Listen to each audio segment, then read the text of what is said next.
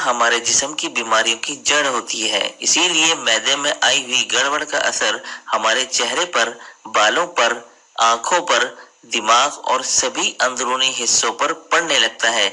मैदे में अलग अलग आज़ा एक साथ मिलकर काम करते हैं और खाए गए खाने को बचाकर उसमें मौजूद जरूरी अज्जा से जिस्म को एनर्जी पहुंचाने का काम करते हैं।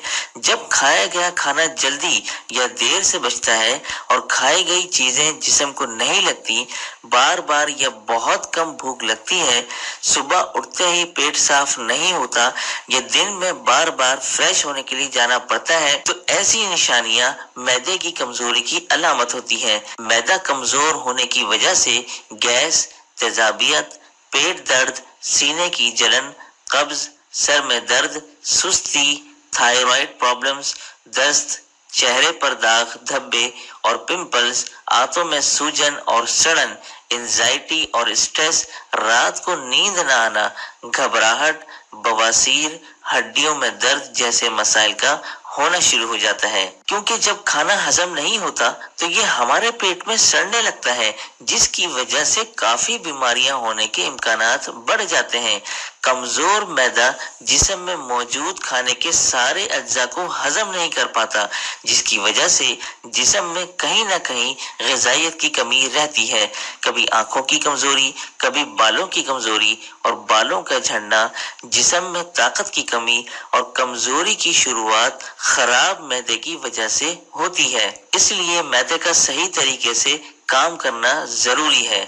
आज की इस वीडियो में हम जानेंगे कुछ ऐसी गलतियों के बारे में जो हमारे मैदे को कमजोर और खराब करने का सबब बनते हैं, और इसी के साथ हम बात करेंगे कुछ जरूरी टिप्स और बेहद आजमूदा तरीकों की, जिसकी वजह से कुछ ही दिनों में मैदा मजबूत हो जाएगा और साथ ही मैदे से मुतालिक हर बीमारी पूरी तरह दूर हो जाएगी। सबसे पहले बात करेंगे मैदे को ठीक करने के लिए मौसर तरीकों के बारे में। हमारे जिस्म में अच्छे और बुरे दोनों तरह के बैक्टीरिया पाए जाते हैं। मैदे के कमजोर होने की सबसे बड़ी वजह पेट में अच्छे बैक्टीरिया की कमी का होना है। अच्छे बैक्टीरिया की कमी से पेट और आंतों में खाना हजम नहीं हो पाता और खाने के बाद पेट का फूलना, भारीपन, खट्टी डकारें, गैस और तेजाबियत जैसी प्रॉब्लम्स होने लगती हैं।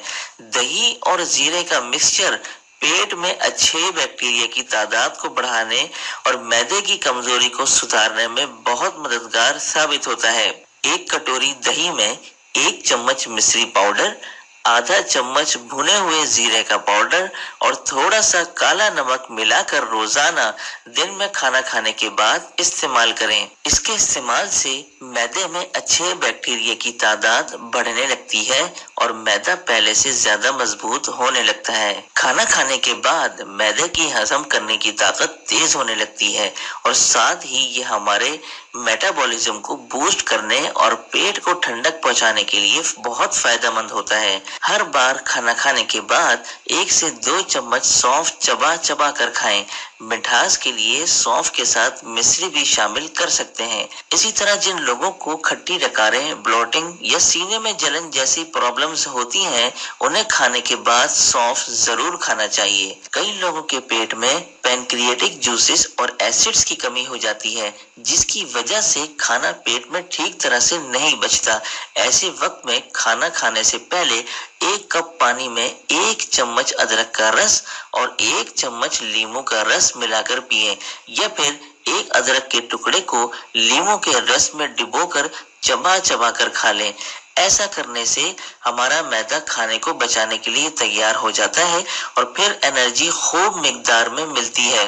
इसी तरह रात के खाने के 1 से 2 घंटे बाद हल्दी वाले दूध का इस्तेमाल करें। सोने से पहले हल्दी वाला दूध इस्तेमाल करने से मैदा साफ होता है और सुबह खुलकर पेट भी साफ हो जाता है और जिस्म की बीमारियों से लड़ने की ताकत भी बढ़ जाती है। अब बात करते हैं मैदा किस वजह से कमजोर होता है।